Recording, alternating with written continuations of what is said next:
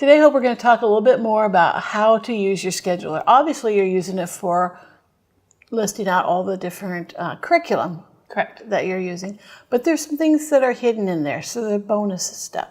One today I would like you to show us how to do it is a chore list.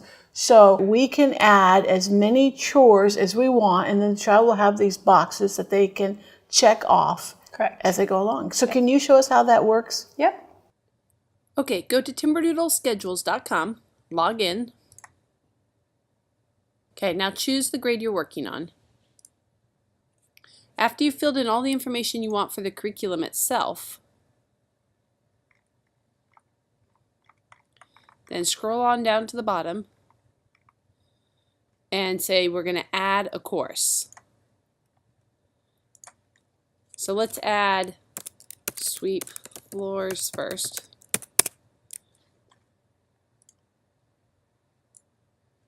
Put this under life skills.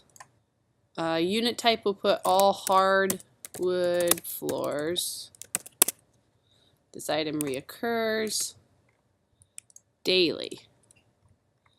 How many do I want to complete every day? Just one a day.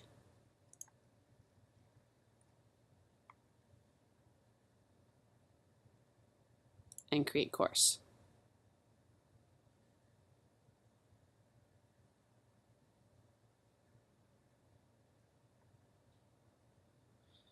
Okay, so if we want to add a couple more, let's say they also have to make your bed under life skills.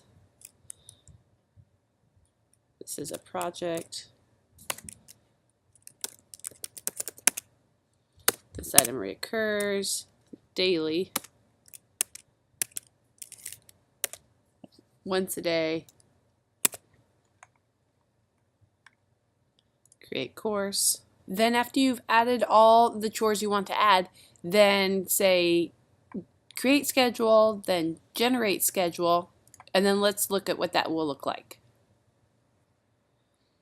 Okay, so you can see here under their week, so for week 1, they need to make their bed 5 times, they need to sweep the floors 5 times. And you can change the wording here if you want it to say 5 times you make your bed, or 5 times sweep the floors. I mean, you can work with whatever wording will be easiest for your child. And then every day they will need to check one of those off. Well, I hope that was super helpful. And we can do other things besides chores. We can do piano lessons if you're practicing every day. I know many of our families are doing Awanas and they want them to be practicing their verses every day.